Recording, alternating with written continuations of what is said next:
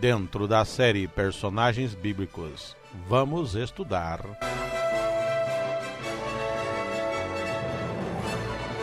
Sara.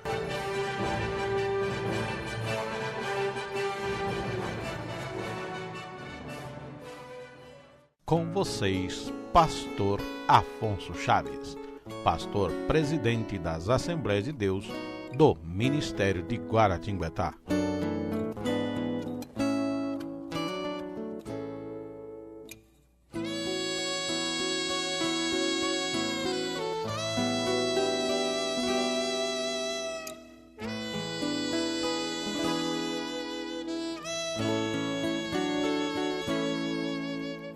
Irmãos, vamos abrir a palavra em Gênesis capítulo 11. O nosso estudo de hoje envolve o personagem Sarai, esposa de Abrão. Estamos estudando essas personagens bíblicas, em especial, no particular, de conhecermos as suas vidas, atentarmos para os exemplos que devemos copiar ou os problemas, os erros, para termos o cuidado de não cairmos nas mesmas falhas que servos de Deus ou outros caíram no passado.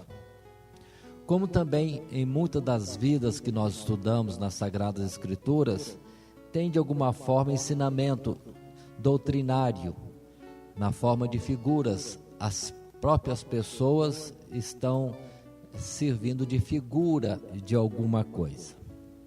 E hoje, Sarai. Abrindo a palavra em Gênesis capítulo 11, e vamos fazer desta forma, primeiramente, passando pelos capítulos do livro de Gênesis, observando e tomando conhecimento da vida desta mulher, Sarai.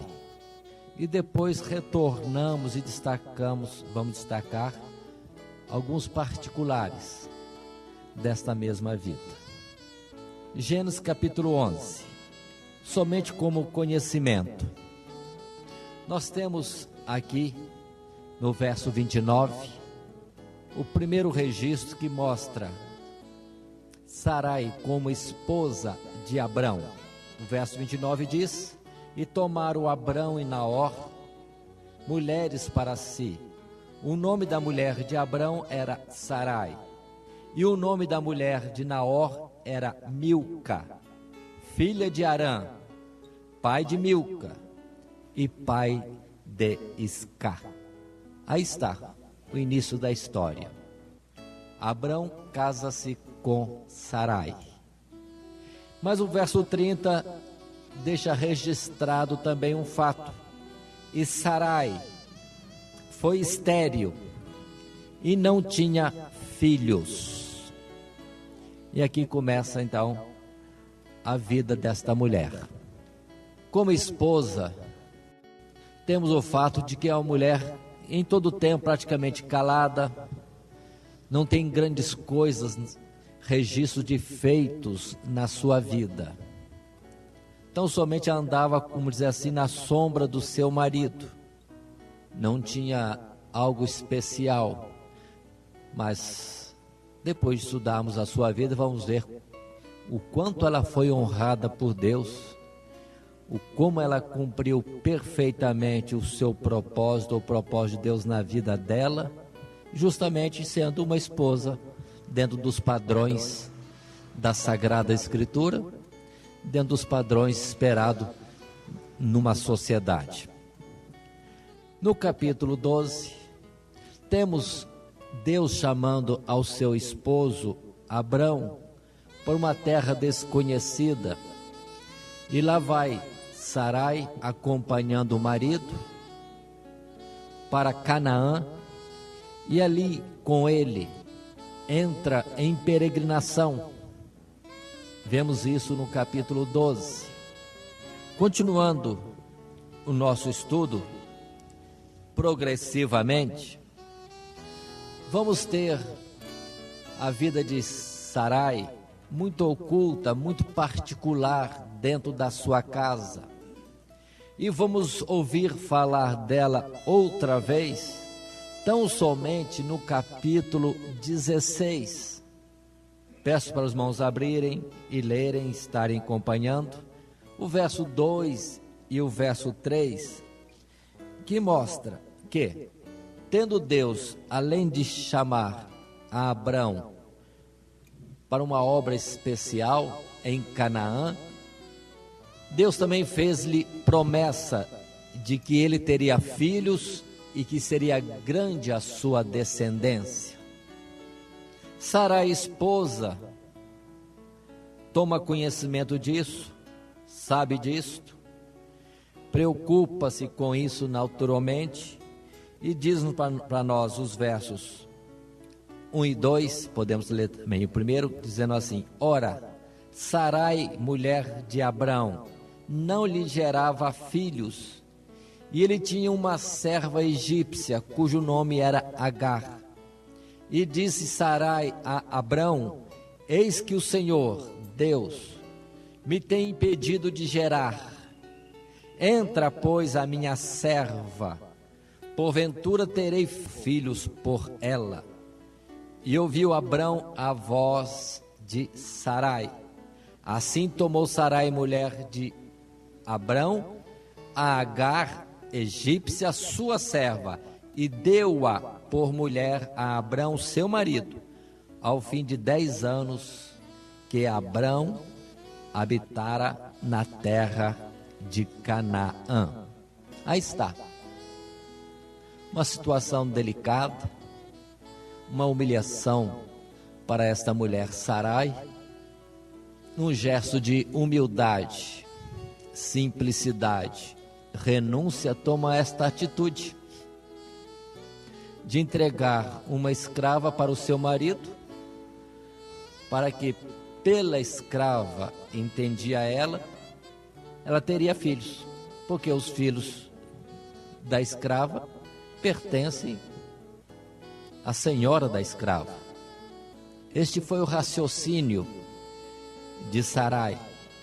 Observe que Deus se cala nesse particular. E todos esses pormenores negativos ou positivos, Deus permitindo, no final tem alguma instrução para nós. E assim acontece. De Agar vir a conceber, e tendo estado nessa situação, desprezou a sua senhora. Sarai aflige a escrava foge, Deus intervém, determina para a escrava que volte para sua senhora e se humilhe. Na verdade, Agar ficou orgulhosa de estar gestante de seu patrão, o que sua senhora Sarai não conseguiu, não podia, e nesta soberba, neste orgulho, resultou este atrito. Mas observe que Deus determina: volta, sujeite-se a sua senhora. E assim Agar faz. E então nasce Ismael, o filho de Abrão, quando ele tinha 86 anos. E passa-se o tempo, muito tempo, cerca de 13 anos. E Deus volta a falar a Abrão somente no capítulo 17, 13 anos depois, quando ele tem 99 anos. E é aqui que Deus, falando a Abrão, confirmando as promessas de que ele certamente seria pai de uma grande multidão, e Deus falando com ele em termos de um pacto, de uma aliança, troca o nome de Abrão, que é pai da altura, para pai das multidões, Abraão. Esse é o significado do nome. Mas Deus fala de Sarai, que ele não deveria mais chamar a sua esposa de Sarai, mas Sara, que significa princesa, porque certamente dela Abraão teria um filho, e Sara agora seria mãe de príncipes, mãe de reis, e geraria nações. Observe esse particular, irmãos, a honra desta mulher, uma honra não do que ela é, mas do propósito de Deus na vida dela. Isso nós encontramos no capítulo 17, podemos abrir e observar textualmente o que Deus fala. Capítulo 17, verso 15, quando diz: disse Deus mais a Abraão, pai das multidões: a Sarai, tua mulher, não chamarás mais pelo nome de Sarai, mas Sara, princesa, será o seu nome, porque eu a hei de abençoar e te hei de dar a ti dela um filho, e a abençoarei, e será mãe das nações, reis de povos sairão dela. Que bênção! Aquela que era estéril recebia agora diretamente da boca de Deus uma promessa tão gloriosa, tão gloriosa. Abraão, na verdade, fica estupefato e diz para Deus: Deus, tá bom Ismael. Ismael como filho, tá muito bom. Mas Deus, irmãos, honra a mulher, a esposa de Abraão, numa expressão bem clara, quando diz para ele desta forma, verso 19: e disse Deus: na verdade, Sara, tua mulher, te dará um filho, e chamarás o seu nome Isaque, e com ele estabelecerei o meu concerto, por concerto perpétuo para a sua semente depois dele. Observe que Deus não leva em conta a geração de uma escrava, mas honra a esposa, dizendo: não, da tua esposa, ou na tua esposa, e por sua descendência será contada, vamos dizer assim, aqueles que serão contados como sua semente. Diz ainda no verso 21, o meu concerto, Deus frisa bem, porém, estabelecerei com Isaque, o qual Sara te dará neste tempo determinado no ano seguinte. E acabou de falar com ele, e subiu Deus de Abraão. Aí está, forma claríssima Deus falando. Sara, princesa. Observem bem, irmãos, no verso que nós lemos antes, ela seria mãe das nações, reis sairiam dela. Observem essas expressões, porque são importantes para nós. Nós vamos retornar depois de vermos o registro da história, vários ensinamentos, várias particularidades para nós, nisto aqui mesmo. E assim, passam-se os dias. Vamos no capítulo 18, reencontrar Deus fazendo uma visita a Abraão. Abraão reconhece Deus em um dos 3 visitantes que recebia numa certa tarde. Abraão insiste para que fiquem com ele e comam alguma coisa e descansem, como se Deus pudesse estar cansado de uma caminhada. Mas observemos esse aspecto, de Deus se apresentar como homem, para poder falar aos homens, ou ele mesmo diminuindo-se da sua glória, ou ele enviando algum representante na autoridade expressa de falar em seu nome. Mas na conversa que tem, aquele que está aqui, sendo o próprio Deus ou o representando, no verso 9, questiona a Abraão, e disseram-lhe os visitantes: onde está Sara, tua mulher? E ele disse: ei-la, aí está na tenda. Continua o registro dizendo: e disse: certamente tornarei a ti por este tempo da vida, e eis que Sara, tua mulher, terá um filho. Deus confirma, Sara terá um filho.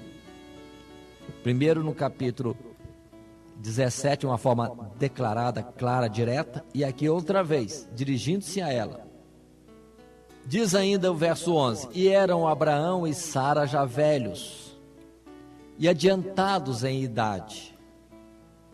Já Sara havia cessado o costume das mulheres, além de ser estéril, já tinha cessado o seu período mensal. Verso 12 diz: assim, pois, riu-se Sara consigo, dizendo: terei ainda deleite depois de haver envelhecido, sendo também o meu senhor já velho? Observem essa expressão. Sara riu e considerou esse fato. Como? Sendo velha, terei ainda deleites, terei ainda momentos com meu marido na vida conjugal? Riu-se consigo mesmo. O verso 13 mostra que Deus viu aquilo e disse o Senhor a Abraão: por que se riu Sara? Dizendo: na verdade gerarei eu ainda, havendo já envelhecido?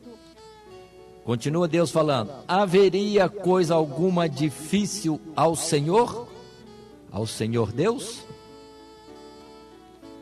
E Deus ainda insiste: ao tempo determinado, tornarei a ti por este tempo da vida, e Sara terá um filho. E Sara negou, dizendo: não me ri, porquanto temeu. E ele, Deus, disse: não digas isso, porque te riste. Observe essa particularidade, irmãos. Tem esses detalhes de uma fraqueza de Sara e mesmo assim uma incredulidade. Alguém poderia dizer, mas não creio que exista incredulidade, mas um espanto, uma admiração, porque depois em Hebreus no capítulo 11, nós vamos ver ali de uma forma bem declarada, bem clara, quando também a Escritura diz que Sara, a mesma Sara, no verso 11, creu,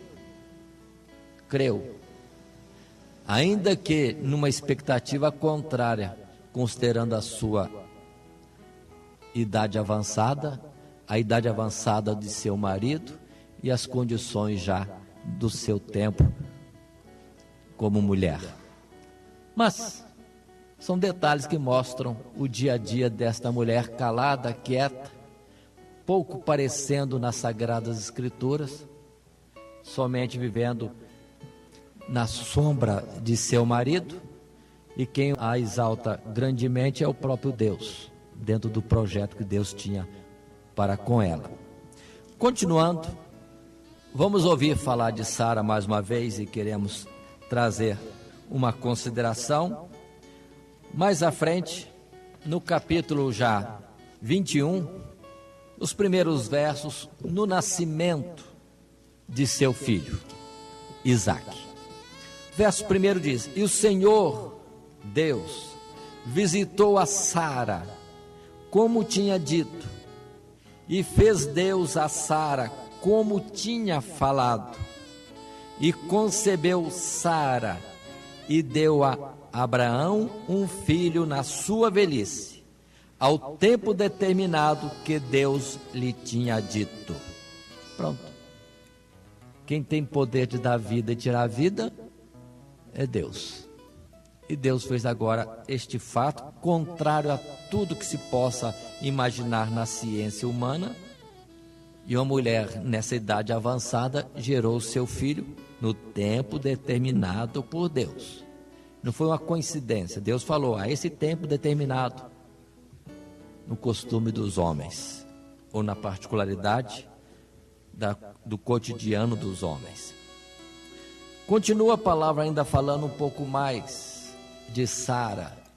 Nesse capítulo 21, no verso 6 e verso 7, mostra esta mulher rindo outra vez, mas de alegria, e confirmando e reconhecendo que foi Deus quem operou aquilo na sua vida.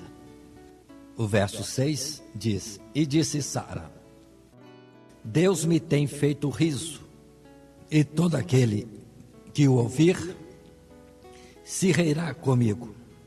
E o verso 7 disse mais: Quem diria a Abraão que Sara daria de mamar a filhos, porque lhe dei um filho na sua velhice.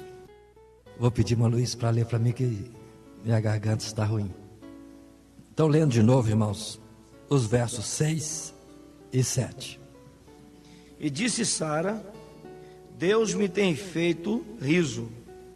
Todo aquele que o ouvir se rirá comigo. Disse mais: Quem diria a Abraão que Sara daria de mamar a filhos? Porque lhe dei um filho na sua velhice. Continuando, irmãos, vamos ouvir ainda Sara na sua história. Mais à frente, quando numa festa em que Abraão comemorava o avanço de seu filho, que agora estava desmamado, passando-se os meses, ou talvez algum tempo mais, mas nesta festa, nesta comemoração, diz o verso 8: E cresceu o menino e foi desmamado. Então Abraão fez um grande banquete no dia em que Isaque foi desmamado. E viu Sara, que o filho de Agar, a egípcia, que essa tinha dado a Abraão, zombava. E disse a Abraão: Deita fora ou lança fora esta serva e o seu filho, porque o filho desta serva não herdará com meu filho, com Isaque. Que coisa! Esta mulher, Sara, pede ao esposo uma coisa que nos parece hoje muito dura: mandar embora a escrava e mandar embora o seu filho, que era filho de Abraão. Pedir ao marido para mandar o filho embora.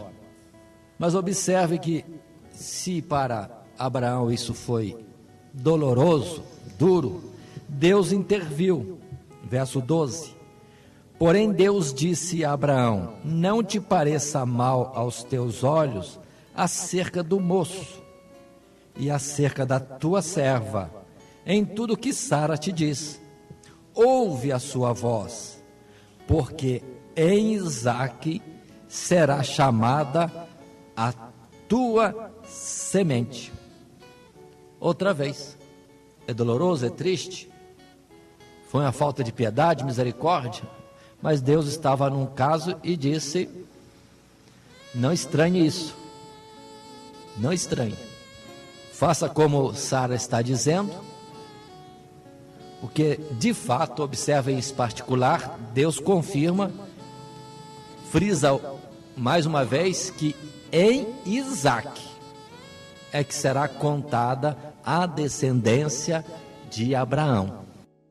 Então, aquele filho da escrava e a própria escrava era um estorvo, não estava no plano da bênção de Deus, na descendência considerada de Deus para Abraão. Manda embora. Isso é feito. Daqui a pouco nós estaremos considerando mais um particular nesta passagem. Os dias, irmãos, agora que se seguem no registro da vida de Sara, é tão somente agora no capítulo 23, no verso 1, quando encontramos que por fim Sara, numa idade avançada, vem a falecer. Diz o verso 1: E foi a vida de Sara 127 anos. Estes foram os anos da vida de Sara. 127. Deixou Isaque órfão com cerca de 36, 37 anos. E o verso 2 diz: E morreu Sara em Criate Arba, que é Hebrom, na terra de Canaã. E veio Abraão lamentar a Sara e chorar por ela. Depois Abraão toma a atitude de comprar um campo onde tem uma gruta, e nessa gruta coloca então o corpo, serve este lugar de sepultura para Sara. E o verso 19 é quem diz: e depois sepultou Abraão a Sara, sua mulher, na cova do campo de Maquipela, em frente de Manre, que é Hebrom, na terra de Canaã. Aí está, irmãos, a história de Sara, uma mulher que acompanha o marido, um marido que tem grandes promessas de Deus na sua vida, e ela parecendo não ser nada, mas ela está num nível de honra muito grande junto com o esposo, e esta honra é dada por Deus. Eu quero repassar essa história devagarzinho e observando com os irmãos que uma mulher assim na sua vida humilde, simples, ainda que como que apagada aos olhos de muito em relação ao seu marido tão citado, mas esta foi a sua vitória, em não ultrapassar, ficar no ponto que Deus colocou. Se Abraão é um homem de grande valor e nome nas coisas celestiais, pode saber que Sara não ficou atrás, porque diz as Sagradas Escrituras que alguém que tenha dado que seja um copo de água a um profeta, na qualidade de profeta, receberá galardão de profeta. Se Abraão tem, por alguma razão, um grande nome, Sara não vai ficar atrás, porque foi como alguém que deu muito mais do que um copo de água a este Abraão, dentro do projeto de Deus na sua vida. Assim diz lá em 1 Pedro, no capítulo 3, podemos abrir a escritura e observar que Sara é tomada como exemplo para as mulheres esposas. 1 Pedro, no capítulo 3, quando Pedro diz: semelhantemente vós, mulheres, sede sujeitas ao vosso próprio marido, para que também, se algum não obedece à palavra pelo procedimento de sua mulher, seja ganho sem palavra, considerando a vossa vida casta em temor. O enfeite delas não seja o exterior, no frisado dos cabelos, no uso de joias de ouro, na compostura de vestes, mas o homem, o ser encoberto no coração, num corruptível traje de um espírito manso e quieto, que é precioso diante de Deus. Porque assim se adornavam também antigamente as santas mulheres que esperavam em Deus e estavam sujeitas ao seu próprio marido, como Sara obedecia a Abraão, chamando-lhe Senhor, da qual vós sois filhas, fazendo bem e não temendo nenhum espanto. Aí está. Sara, na sua vida modesta, humilde, pacata, do dia a dia do lar, entretanto era o modelo perfeito que Pedro colocou, apresentou para as mulheres no seu tempo, muitos milhares de anos depois da vida de Sara. Mas não vamos considerar somente Pedro. Paulo também chega a falar em palavras semelhantes na sua carta a Timóteo, no capítulo 2, e por serem semelhantes às palavras, deixo somente para os irmãos terem como citação, para depois poderem conferir. Essa submissão, irmãos, de Sara a Abraão, não foi assim tão fácil não, porque ela passou por alguns pedaços bem ruinzinhos, não vamos deixar passar isso não, porque Abraão, na sua fragilidade, chegou a dizer para ela, no meio das peregrinações, no seu correr pelas terras, que ela, esposa, dissesse que era irmã dele. Isso encontramos no capítulo 12, encontramos outra vez no capítulo 20, por 2 ocasiões. Sara se submetendo a essa situação, dizer que era irmã de Abraão e não sua esposa, devido ao temor que tinha Abraão de uma maldade que existia na terra naquele tempo, que se alguém cobiçasse a esposa do outro, para não ser adúltero ficando com a mulher que tem esposo, matava o esposo. Que coisa terrível, que senso de moralidade e justiça dos homens naquela época. E Sara se submeteu a isso. E não veio situações piores sobre Sara e sobre Abraão, porque Deus tinha um plano e interviu nas 2 vezes, fazendo ser conhecido por aqueles que tinham os olhos sobre Sara, que ela tinha um marido, tinha um esposo, não estavam autorizados a tê-la como suas esposas. Assim foi uma vez no Egito e uma segunda vez na terra dos filisteus. Mas observe esse particular, fraqueza de Abraão, deixa. Vamos considerar somente a situação humilhante pela qual passou esta esposa, mas na sua submissão aguentou firme esta prova, mas Deus foi com ela também, dando os livramentos necessários. O socorro vem do Senhor, na verdade. Logo depois, já no capítulo mais à frente, 18, nós vemos ela também sendo uma esposa dedicada ao lar, porque vemos Abraão correndo de um lado para outro, dando ordens, e também pedindo a ela que tenham cuidado de preparar bolos rapidamente, para atender os visitantes que nós falamos, ali no capítulo 18, 3 visitantes. Entre os 3, Abraão reconhecia a um deles como sendo o próprio Deus. Se fosse uma mulher daquelas teimosa, aborrecida, ia dizer, não vou fazer isso não. Mas não, o marido mandou, em atenção, em honra ao marido e obediência, foi preparar lá os bolinhos que foi mandado para fazer. Assim está como exemplo de uma mulher virtuosa, colocada por Pedro no Novo Testamento, exemplo para as mulheres copiarem, chamando aos seus maridos de Senhor. Isso hoje em dia, irmãos, é uma linguagem muito, vamos dizer assim, diria alguém, imprópria, não aceita.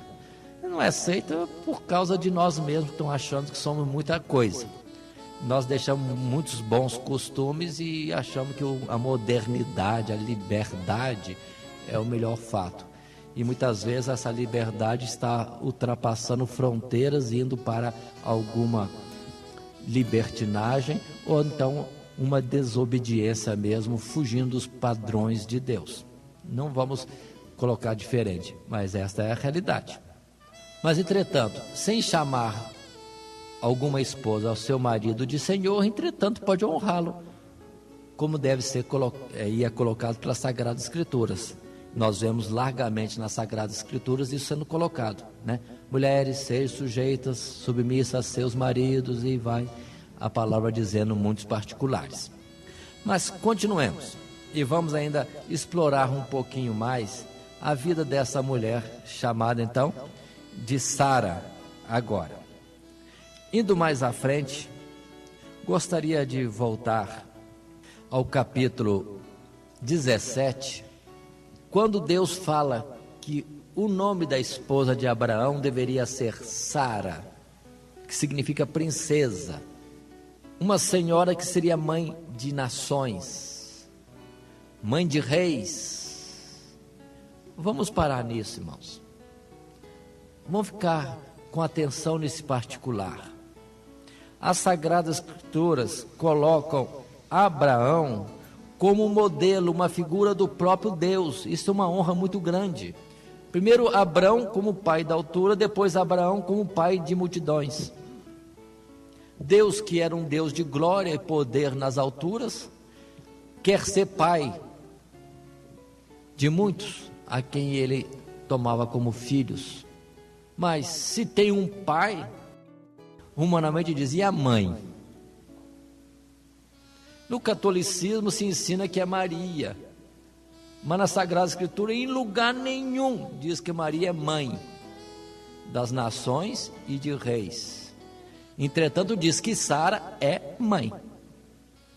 Se em Abraão tem a figura de Deus, em Sara nós teremos então a outra figura. Vamos colocar num padrão correto. Abraão, Deus, e se tem alguém que está sendo honrado à altura de Deus, não é Maria. Na figura é Sara. Moça, me entendendo bem? É Sara. Mas a glória não é de Abraão, nem a glória é de Sara. A glória é de Deus, que faz, que planeja, que executa todas essas coisas.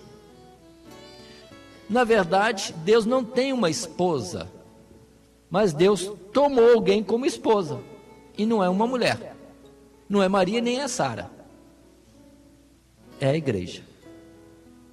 É a igreja. E a igreja não é do Novo Testamento para frente. A igreja é desde a fundação do mundo.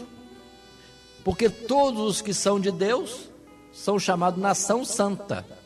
E a esta nação, que não é uma pessoa, mas uma comunidade, é que Deus tem se unido como um homem une-se a uma mulher no casamento. Esposo e esposa. Homem e mulher. E Deus tomou não uma mulher, mas tomou uma nação. Uma nação. Nação essa da qual Sara é figura. Observe esse particular. Sara, ela sim, por Deus é chamada mãe das nações. Mãe de príncipes e reis. Que verso está isso, para nós destacarmos bem, conhecendo e apontando o verso? No capítulo 17, o verso 16. Leio: porque eu a hei de abençoar e te hei de dar a ti dela um filho, e a abençoarei, e será chamada, ou será mãe das nações, reis de povos sairão dela. Se temos uma mãe, esta mãe é Sara, na figura humana, e no seu significado, a nação, que hoje se chama igreja. Observe esse particular, atentem para isto. E não é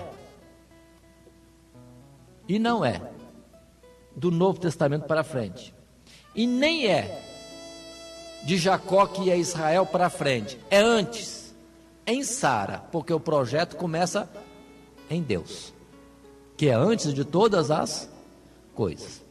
Muitos colocam a igreja como sendo o Novo Testamento, separando-a do povo que veio antes. Mas, irmãos, há um só povo. Vamos lembrar de Efésios capítulo 4. Em Deus há uma unidade, há um só Deus, uma só fé, um só batismo, um só povo, um só corpo. A chamada igreja não é Novo Testamento, a chamada igreja começa lá atrás, antes de Adão e Eva, bem lá atrás, nos anjos que Deus criou, seres angelicais, que habitaram e habitam o tempo todo nos céus, conosco também, chamados agora para sermos iguais aos anjos, formando a grande nação que vai habitar nos céus. E aí sim, a igreja de hoje, a igreja de ontem, a igreja que estará na glória com Deus, é o Israel de Deus, gente de todas as tribos, de todas as nações, de todos os povos e de todas as línguas. Por isso que Sara é mãe das nações. Muita gente, de muitas nações, formando uma única nação, um único povo. Isso que precisamos estar atentos. Esta é a igreja, este é o Israel, esta é a nação santa, o sacerdócio real na glória de Deus. Vamos continuar mais um pouco.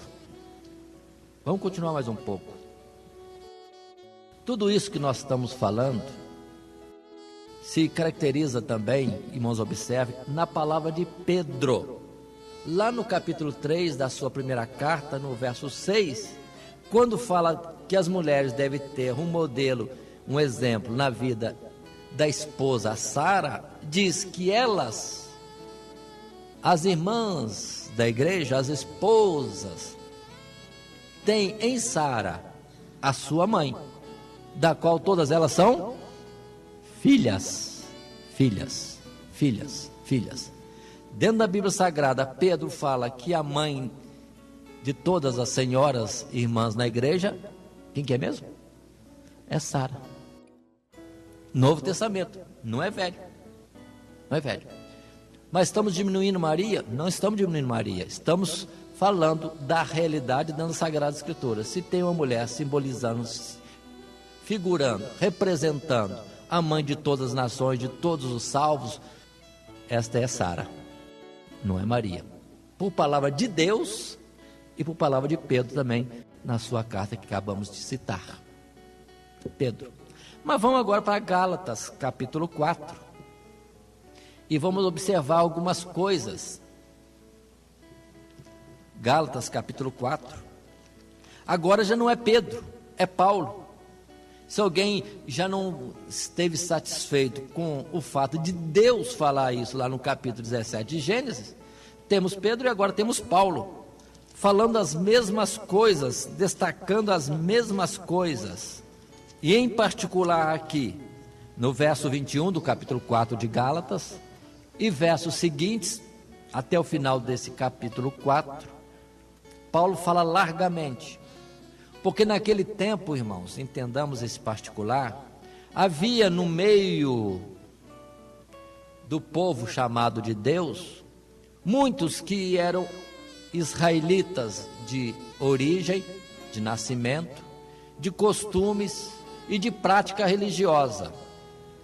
E com a proclamação do Evangelho, muita gente dos israelitas e de outros povos, chamados gentios, se tornaram cristãos, e se dizendo também sendo povo de Deus. E ficava então agora aqueles dois grupos: os judeus de tradição, ainda que pudessem ser também crentes em Cristo Jesus, queriam que todo mundo se submetesse aos costumes, à religiosidade da lei em Abraão, segundo o rito de Levi, ou da lei dada a Moisés.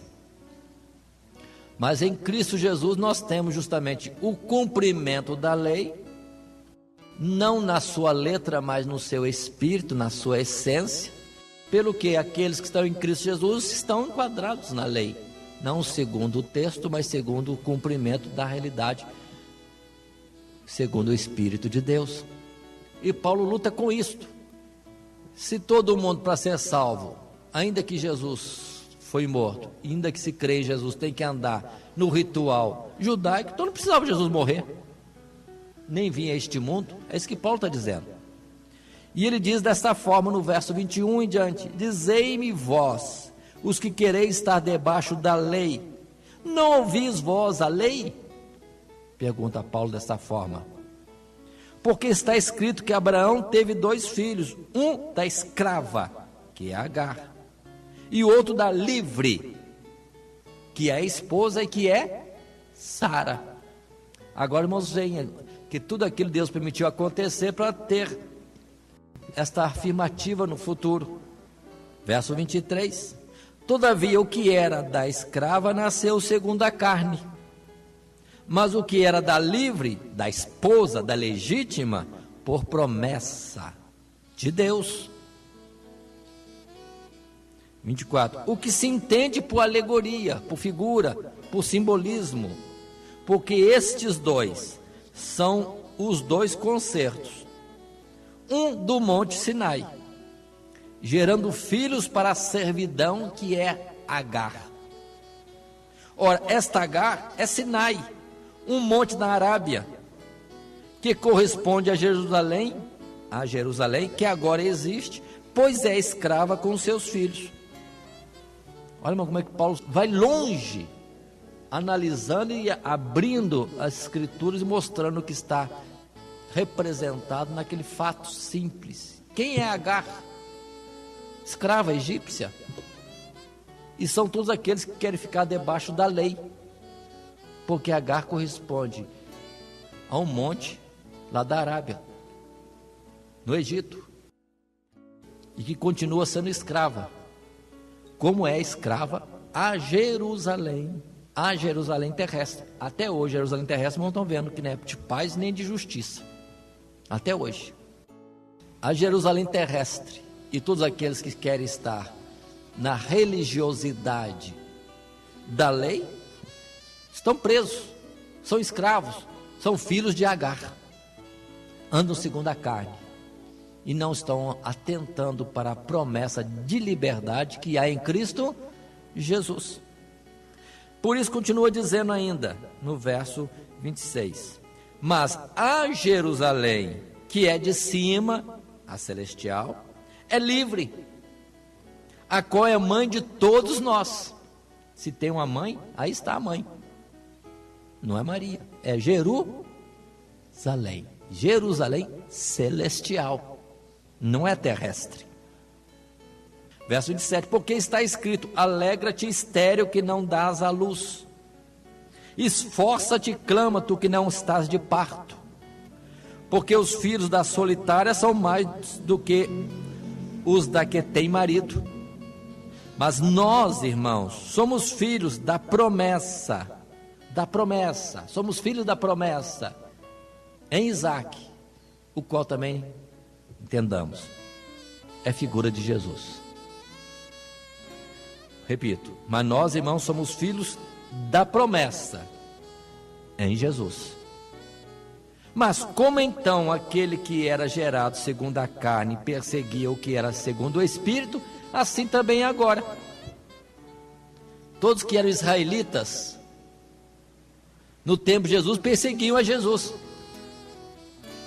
E eles diziam: somos filhos de Abraão. E Jesus dizia: não são. Se fosses filho de Abraão, não procurarias me matar. Eles eram filho de Abraão na carne, mas espiritualmente não eram nada. Verso 30. Mas que diz a Escritura? Lança fora a escrava e seu filho, porque de modo algum o filho da escrava herdará com o filho da livre. De maneira que, irmãos, somos filhos não da escrava, mas da livre, filhos de Sara, filho da Jerusalém, que é celestial. E ele está escrevendo essa carta para quem? Para quem? Os Gálatas, ou os servos de Deus, a igreja que estava na Galácia. Não era para israelitas. E justamente dizendo que os que estavam em Gálatas, sendo fiéis a Cristo Jesus, eram filhos da Jerusalém celestial. E os israelitas que permaneciam fiéis a Jerusalém terrestre e a religiosidade da lei, eram filhos de escrava, não entrariam no céu. Por isso que diz a palavra também: e conhecereis a verdade vos libertará. Em Cristo Jesus temos a liberdade para sermos filhos de Deus e termos os céus. Mas aquele que quer ficar na lei, na religiosidade, são filhos da carne, ainda que filhos de Abraão, mas são da carne, permanecem na carne e não herdam os céus. Então observe bem esses particulares, irmão, para entendermos a glória de Deus que há sobre aqueles que creem em Cristo Jesus. Aqui mesmo em Gálatas, no capítulo 3, diz que todo aquele que é batizado em nome de Jesus, esses são filhos de Abraão. Israelitas, não segundo a carne, mas segundo o Espírito, pela fé, assim como foi Abraão também. Então observe esse particular, é muito importante entendermos isto. A igreja é chamada Jerusalém, ao mesmo tempo que Jerusalém é a cidade, é a esposa do Cordeiro e é mãe de todos nós. É difícil um pouco essas figuras, porque nós vacilamos muito no nosso pensamento diante da grandiosidade ou talvez complexidade das coisas celestiais. Mas lembre-se do dito de Jesus: se vos falo coisa terrestre não compreendeis, como então vos falarei de coisas celestiais? Mas dentro das Escrituras, a mãe de todos nós, na figura é Sara, mas Sara simboliza a igreja, e a igreja é a Jerusalém celestial, a nação dos salvos, e que não são salvos por serem do DNA de Abraão, mas por terem a fé de Abraão, isto sim, chamados segundo a promessa em Cristo Jesus. Observe então os particulares todos, e eu quero voltar com os irmãos a Isaías, no capítulo 54, porque esta palavra que vamos ler agora já foi falada ali em Gálatas, e está nas Sagradas Escrituras, já no Antigo Testamento, porque se é antigo não é velho, passado, é antigo porque nós chamamos, porque continua viva e eficaz a palavra de Deus, desde Gênesis até Apocalipse, não envelheceu.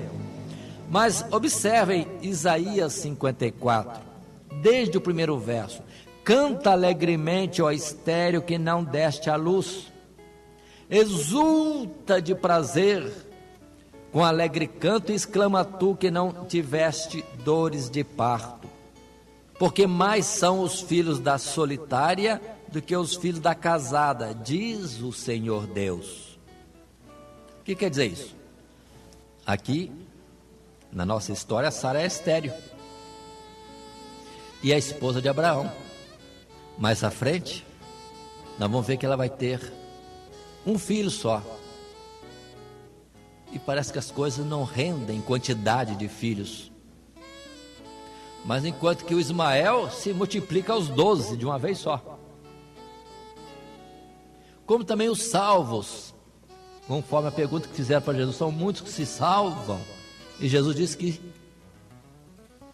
poucos são os que entram pela porta estreita e pelo caminho que é apertado. Muitos são chamados, mas poucos os escolhidos. Observe esse aspecto. Mas a glória é que os filhos da esposa, da legítima, esses têm a glória de serem filhos de Deus e herdar os céus. Ainda que sejam muitos os que estão no mundo e poucos os cristãos, e vamos colocar mais, os fiéis, entretanto os poucos têm a glória de serem de Deus. Por isso que a palavra diz várias vezes: não temais, pequeno rebanho, povozinho de Jacó. São expressões de Deus. Mas aqui diz: canta alegremente, ó estéril, que não deste à luz, porque mais são os filhos da solitária, da que não tem marido, que não tem Deus por seu esposo, do que os filhos da casada. Mas, diz a palavra no verso 2, amplia o lugar da tua tenda, e as cortinas das tuas habitações se estendam, não o impeças. Alonga as tuas cordas, firma bem as tuas estacas, porque transbordarás a mão direita e a mão esquerda. E a tua posteridade, a tua semente, a tua descendência possuirá as nações, e fará que sejam habitadas as cidades assoladas. Observe essa expressão, irmão. Mas como é que sendo poucos vão ser em grande número? Entendamos, irmão, porque aqueles que são da carne nascem, crescem, morrem e vão para o pó. Mas aqueles que são de Deus, ainda que pouquinho aqui, pouquinho ali, pouquinho numa geração, pouco na outra geração, vão se somando e vão para a eternidade. Não estão mortos, estão vivos. Tem vida eterna. Então os poucos salvos vão se somando, mas os muitos carnais, que não têm a Deus por fé ou por obras, vão voltar ao pó e acabam-se. Mas os de Deus vão se somando, se somando, se somando, se somando, até vir a ser uma multidão que ninguém pode contar, como as estrelas do céu. Por isso, pode se alegrar, Quanto lugar vazio nos bancos da igreja? Mas alegra-te, porque aqui passam esses, nós vamos para o céu, vem outros, vão para o céu, vem outros pouquinhos, vão para o céu, vem outros pouquinhos, vão para o céu. Mas a multidão que enche as praças e os shopping e não sei o que lá mais por aí afora, estão vivendo esse tempo e acabam-se, e viram pó debaixo dos nossos pés. Continua a palavra no verso 4: não temas, porque não serás envergonhada, e não te envergonhes, porque não serás confundida.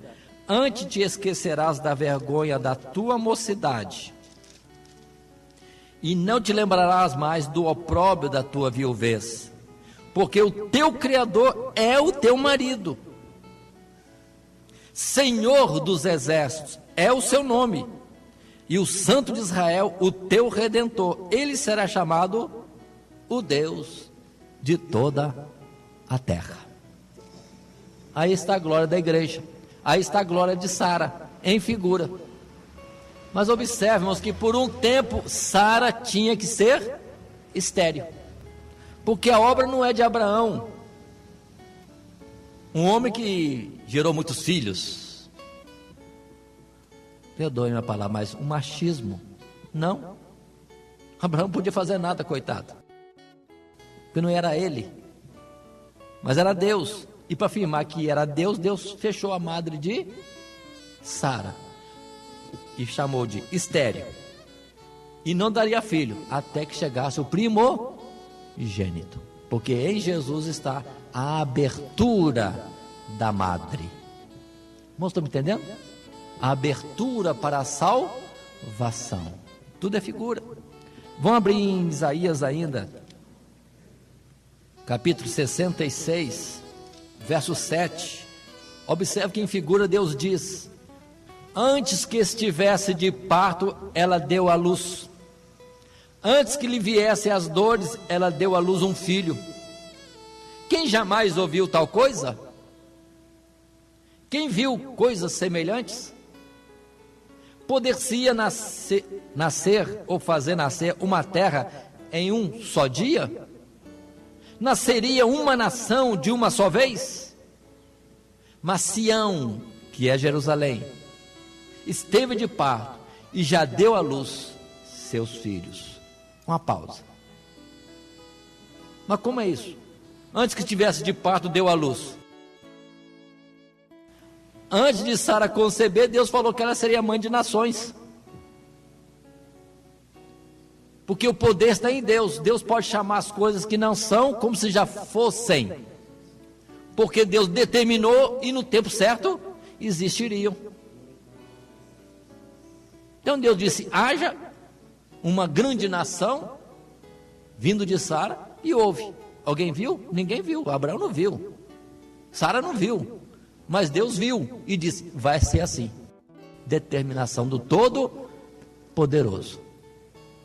Por isso que a palavra está falando nessas formas, irmão, no Antigo Testamento. E continua mais, verso 9: Deus diz: abriria eu a madre e não geraria? Diz o Senhor dos exércitos, ou o Senhor Deus: geraria eu e fecharia a madre? Diz o teu Deus. O que significa isso?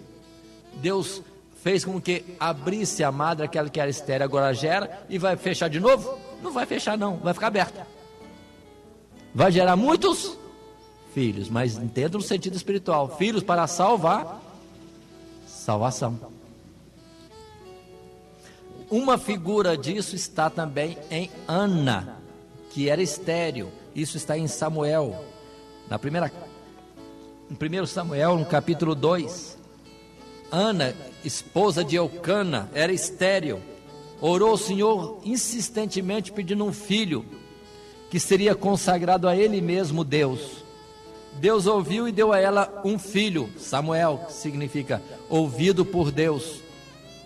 E Ana, cheio de alegria, exalta ao Senhor nessa expressão. Verso 1: então orou Ana e disse: o meu coração exulta no Senhor, o meu poder está exaltado no Senhor Deus. A minha boca se dilatou sobre os meus inimigos, porquanto me alegro na tua salvação. Verso 2: não há santo como o Senhor Deus, porque não há outro fora de ti, e rocha nenhuma há como o nosso Deus. Mais à frente,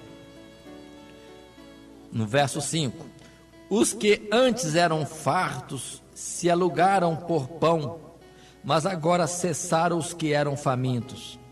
Até a estéril, esse texto, até a estéril teve 7 filhos, e a que tinha muitos filhos enfraqueceu. O Senhor Deus é o que tira a vida e a dá. Paremos aqui. Até aquela que era estéril gerou 7 filhos. O que é 7?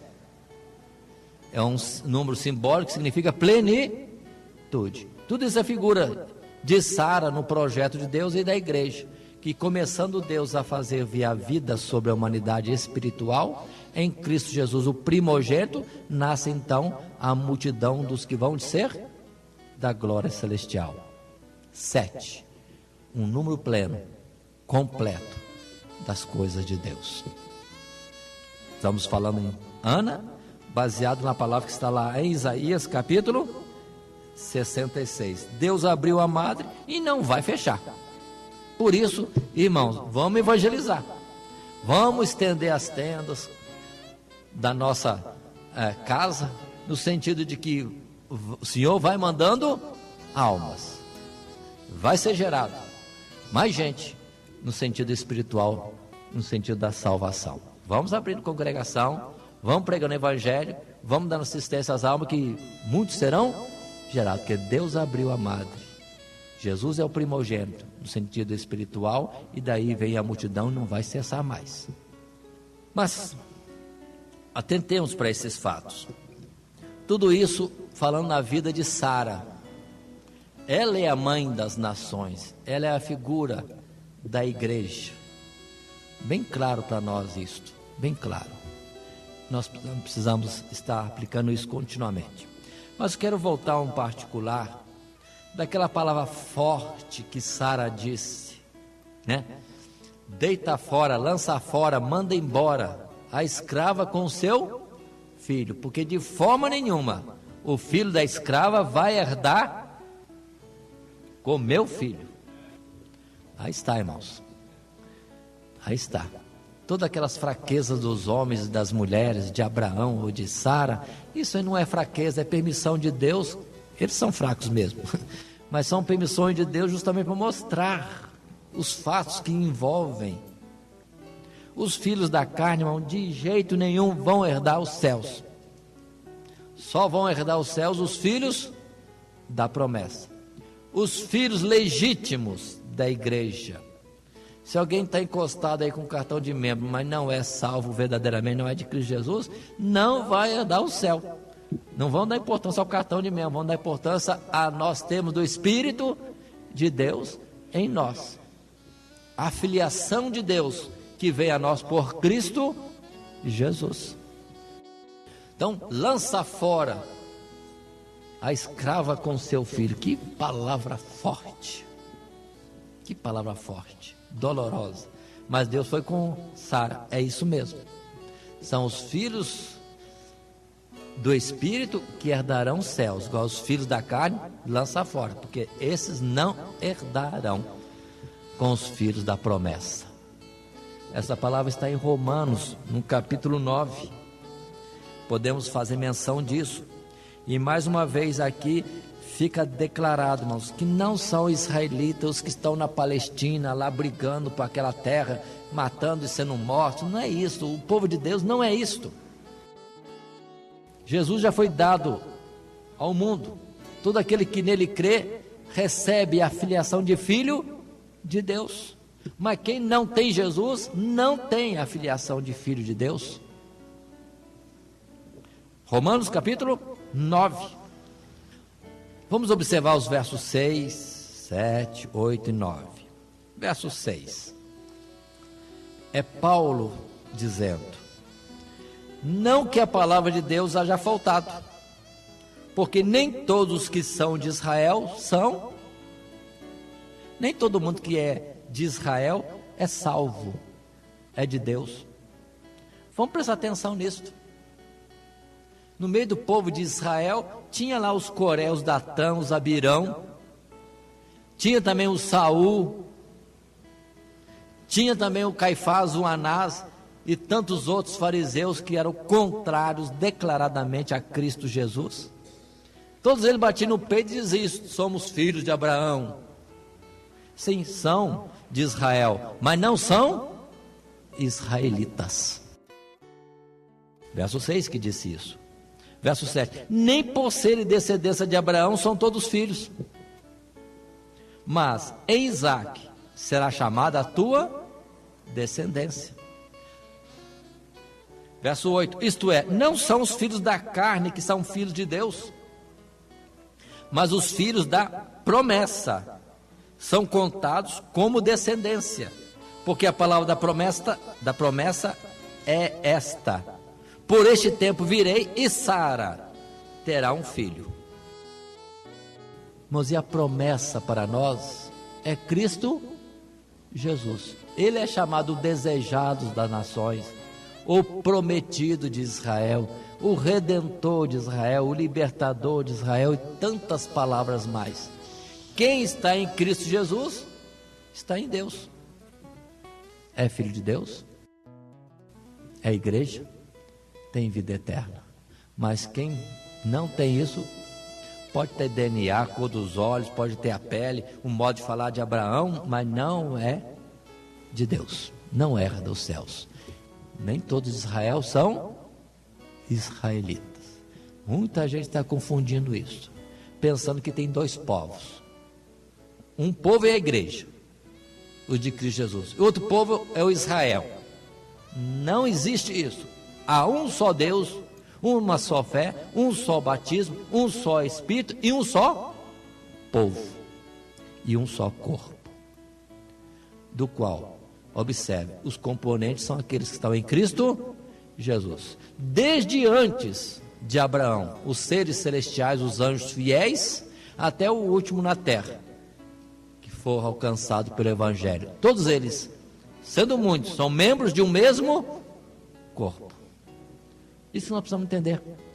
Por isso que os anjos dizem que são co-herdeiros nossos, são conservos, servos como nós.